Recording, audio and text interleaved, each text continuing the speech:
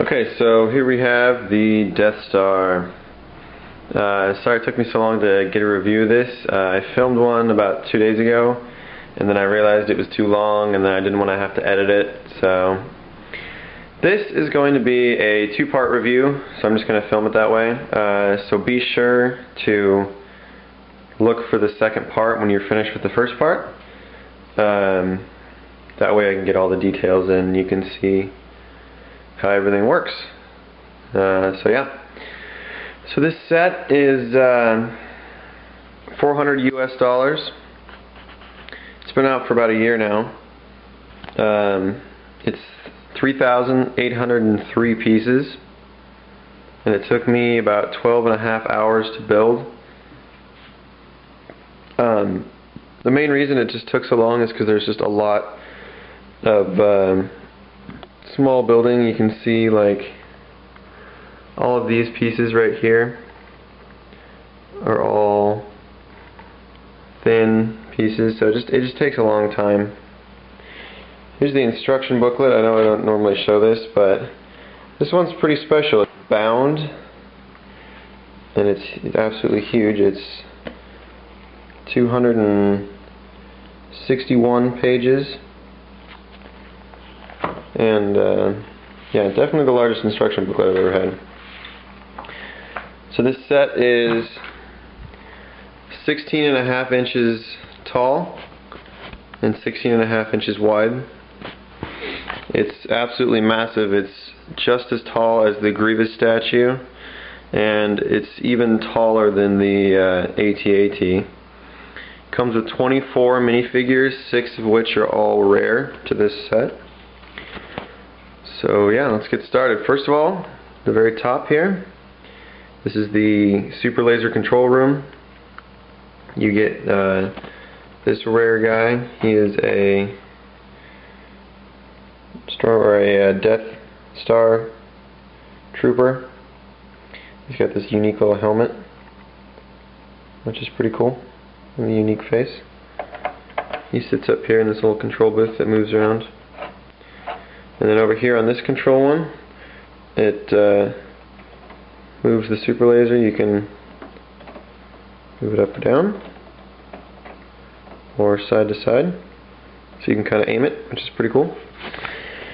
And then over here you have the range of the Rebel base, or Alderaan, which is kind of cool. And then down here on this level you have the super laser itself, which is kind of a pain to build, just because all these gray pieces right here are all on a hinge, so you have to get them all to stay hinged while you're trying to piece them together. So it took a little time. In here you have a little control booth. Right there, little computers and stuff. Here you have another rare minifigure. It's a Death Star Imperial R2 unit. It's like RJ something, R2 something. Don't remember what it is. And then over here you have another Death Star trooper. And he's actually controlling the gun, as you can see.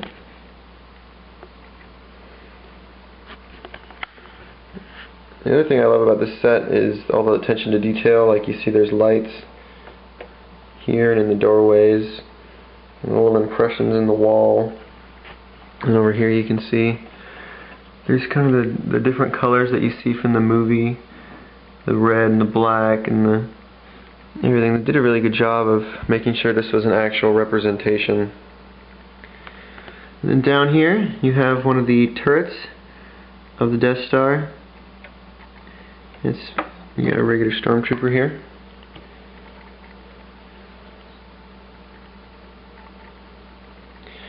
This turret's pretty nice. It looks a lot like the one from the movie, and it's got this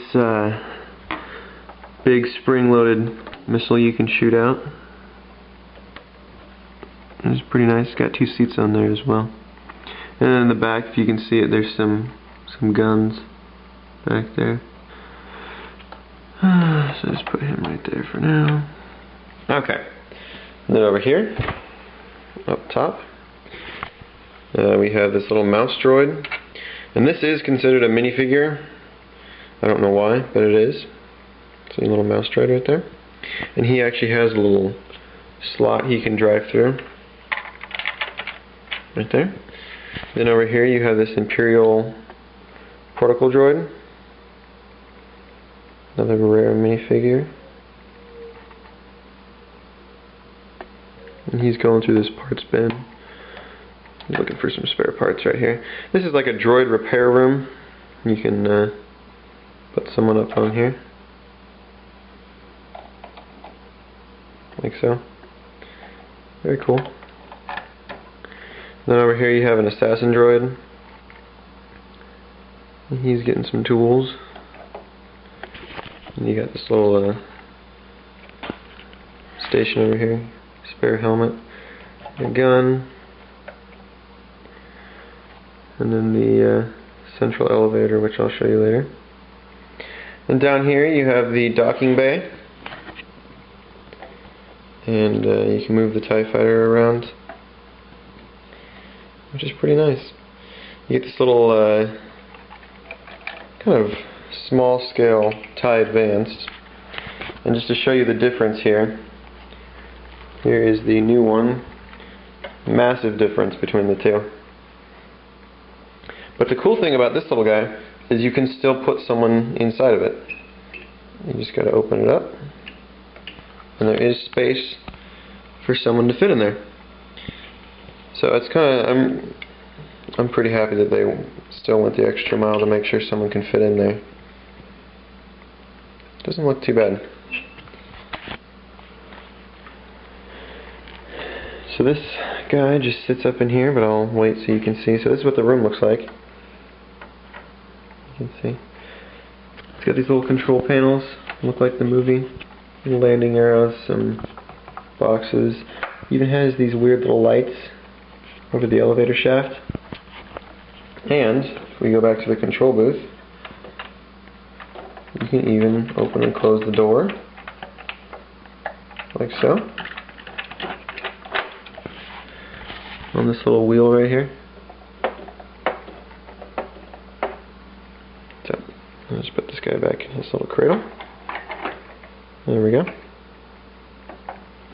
And then down here, you got R2 and C-3PO.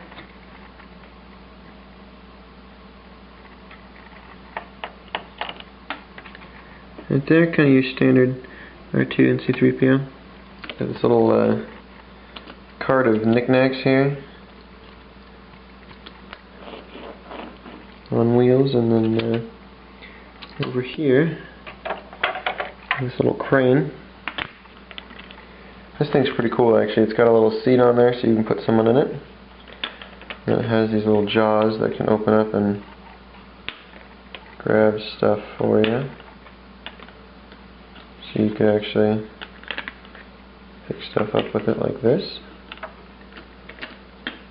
Like so. And you can, oh. There we go. So you can actually move stuff around. It's pretty cool. It's a nice little crane. This is just kind of a service area. I don't really know exactly. And it leads to the turret room, you can see right there. There's the gun rack right there. And this is pretty neat too. You got this elevator right here that can be raised and lowered so you can move troops around. So, very cool. A lot of detail in this set so far. That's the first part. Please make sure to look for the second part. It'll be right after part of the review of the Death Star set.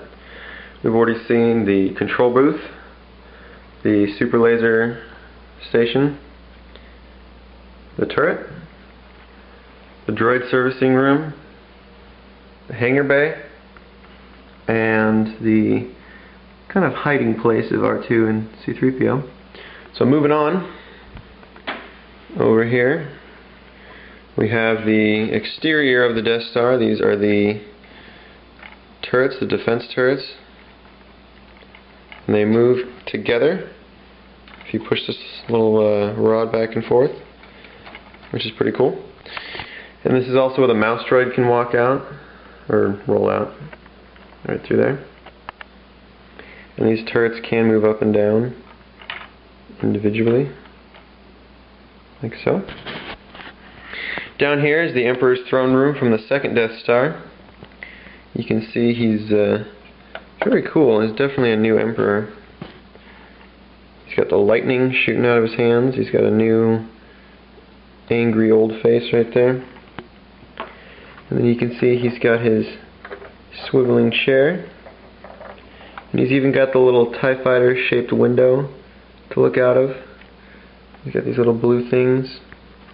Very good detail in this set, especially in this room. And then down here you have Imperial Guards. These are no different than the regular ones. You get two of them. And you got Luke Skywalker, Jedi Knight Luke Skywalker, I might add. And you got these cool little sort of guardrails, and it's just a rubber piece suspended. Pretty creative. Up here you got the walkway that Luke and Darth Vader can fight on, and it even collapses like it does in the movie. So I think that's pretty cool. You got the elevator in there as well. And then if you see right here, there's a big bottomless pit right there. That's where the Emperor gets thrown down in the end of the movie. Spoiler alert. And down here, where he falls from, is actually the big bottomless pit that Luke and Leia swing across. Right there, there's Luke. And it's a new Luke. He even has printed legs, as you can see. If it will focus. Come on. There we go. He's got printed legs, which is new. But yeah, he swings across there. Cool thing about this is it's got the little knickknacks on the roof, but it has the different levels where the stormtroopers can shoot at them from different areas. It's got this sort of guardrail as well. And then down here on the bottom it has this little kind of service level where you can hang the rope from these little hooks. So he can swing across there. And then finally, up here, we have the conference room. This is where the guy doubts Darth Vader and he gets choked and almost dies. You get Grand Moff Tarkin, which I think is an exclusive minifigure. You get Darth Vader. And this Darth Vader is different than the one I have. But I'll show you the difference here. His face is different from what I remember. Get out of there. I'll show you. So here's the one from the TIE Fighter. Like that. Here's the one from the Death Star. You can see there's definitely a difference in his face. I'm not sure why they did that. I don't know if it's random, kind of with each Darth Vader, or if it's supposed to be like that. But kind of interesting as to why they did that. Put this back. Alright. And then down, oh yeah, real quick. There is a little storage area. So there's the Emperor's cane, Vader's lightsaber, and some guns. That's just underneath the table. And all these seats swivel too. So, and there's little lights and a lot of detail. It's not just a room. They really made sure they went all out with each area. Get in there. There we go. This is my favorite scene by far. This is the prison where they rescue Leia. First of all, it's got this camera that can move around. It's the one that they shoot out. but you can kind of put it wherever you like so it can see all the action. You got a Han Solo Stormtrooper, which is exclusive. You have all these little control booths and stuff, including the one that Han shoots. And then over here you got Chewie, who's still in handcuffs, but he has his gun, so he's about to break out. You got a control switch there. You got Luke Skywalker, Stormtrooper. The really cool thing is also they made this look like a really long hallway, even though it is no farther than the wall, this gray wall. So it only goes back that far, but it looks like it's going back really a long ways. Over here you can see into Leia's cell. There she is. She's about to get interrogated by the Imperial interrogation droid, which is another rare minifigure. There's some handcuffs there that she probably broke out of trying to escape. You can open and close her cell door. There's Luke coming to rescue her. That's pretty creative there. And put the cell wall back, like so. And then we'll come back to this in a minute. Down here you have Obi-Wan turning off the tractor beam. Very, very cool. You can actually turn off the tractor beam as well. You can see there, you pull this switch and it just falls right out. See? So you can actually turn off the tractor beam. Kind of your standard Obi-Wan. Nothing really special there. You can see it's just this little white rod. So it's on and then off. Very creative. I didn't know that this set, or that this scene did that.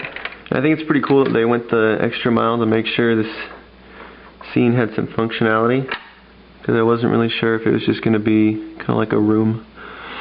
So, and then over here is the largest scene. This is the garbage compactor. And you got the rare little monster minifigure right there. I don't know what that's called. I'm sure someone will tell me. And you got some garbage in here. And you got Han Solo trying to prop up the walls. And it's another printed leg figure. You can see he's got his gun holster right there. And you can actually close the walls in almost all the way, like that. You just push on this rod right there and it draws the walls in. We'll put Han back though. One of the really cool things about this though is it's not just this room, but if you go back to the prison cell, you can see that there's a wall behind Luke, and if you flip this, it opens up, and Luke and Han and Chewie and Leia can actually fall into the garbage chute, just like the movie. So it's not just a scene. I mean, they actually work together. You can see it drops down in there. That's another thing I didn't know initially about this set, that it actually dropped in. Very cool. And once they're in here, and 3PO shuts down the garbage compactor right before they get smashed, he can even open up the door for them to escape. See? And there's C-3PO on the other side, waiting for him. So you can actually escape from the garbage chute, and that's done right here in Obi-Wan's scene. You just pull this door out and push it back. Very, very, very creative. I'm really glad LEGO went to this amount of detail to do this. So the last thing I'm going to show you is that each scene is connected. We're going to come back over here to the droid repair center. See this little winch? It's got an elevator down the middle. The middle is hollow. And you can raise and lower this elevator so that every scene is connected. So you start here. This scene is connected here. So this gets to the elevator. This scene is connected by the little mouse droid. This scene connects to the elevator as well. Below the droid here you have the hangar bay. You can see the elevator can go there as well, which connects into the super laser room, which connects into the prison cell. Down another level, you can see the elevator goes into where 3PO is, right there, which connects into the turret room and to the gap you swing across, which connects to where Obi-Wan is shutting off the reactor, or the tractor beam. And as I just showed you, this right here opens up into the elevator, and there it is. And finally, on the very bottom, there is a very bottom level right here. All this is pretty much a base. There's nothing really down here.